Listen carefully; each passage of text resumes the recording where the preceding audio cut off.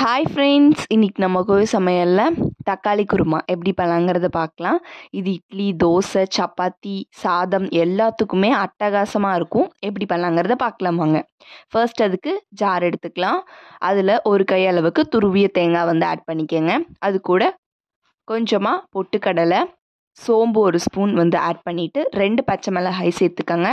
ஒரு பட்டை, 2 கிராம்பு, ஒரு ஏலக்காய் சேர்த்துட்டு இப்போது நம்ம கொஞ்சமாக வர கொத்தமல்லி ஆட் பண்ணிக்கலாம். இப்போ ஒரு ஸ்பூன் அளவுக்கு சீரகம் சேர்த்துட்டு இப்போது கொத்தமல்லி தூள் ஆட் பண்ணிக்கோங்க.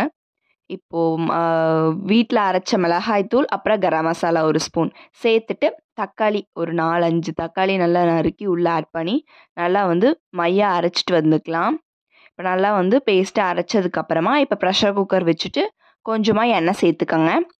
எண்ணெய் சேர்த்துட்டு எண்ணெய் காஞ்சதுக்கப்புறமா கொஞ்சமாக சோம்பு, இஞ்சி பூண்டு பேஸ்ட் சேர்த்து நல்லா மிக்ஸ் பண்ணி விட்டுக்கலாம். இப்போ பெரிய வெங்காயத்தை நல்லா நீல வாக்கில் கட் பண்ணி உள்ளே ஆட் பண்ணிக்கோங்க.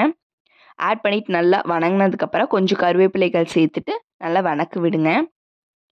அப்புறம் தேவையான அளவு உப்பு சேர்த்துக்கலாம்.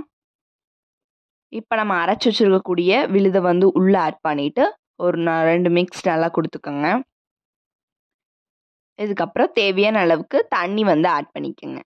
தண்ணி ஆட் பண்ணிவிட்டு கொஞ்சமாக கருவேப்பிலை, கொத்தமல்லியை தூவிட்டு ஒரு 3-4 விசில் விட்டு எடுத்துக்கலாம்.